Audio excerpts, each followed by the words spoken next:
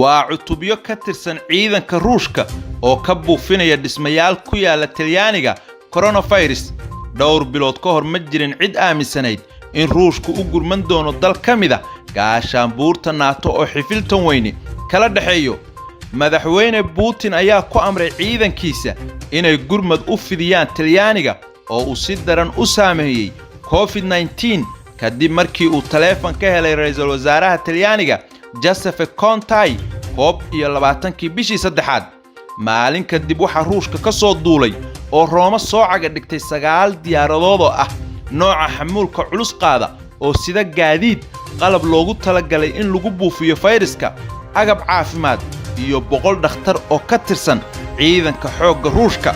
22 gaari oo ay leeyihiin ciidanka Ruushka oo sida dhakhaatiirtii iyo agabkii ay ugu deeqeen Talyaaniga ayaa ka soo shiraacday caasimadda Rooma iyagoo gaaray magaalada Bergamo oo kamid ah meelaha uu sida daran u saameeyay COVID-19 inkasta oo coronavirus yahay masiibo dunida ku habsatay oo ay lagama maarmaan tahay in la iskaalmeeyo haddana in ciidanka Ruushku uu hawlgal ka fuliyo mid kamid ah dalalka NATO waa waxaan caadi ahayn warbixintan kooban waxa inii soo jeedinayay anigoo ah Shiina Culay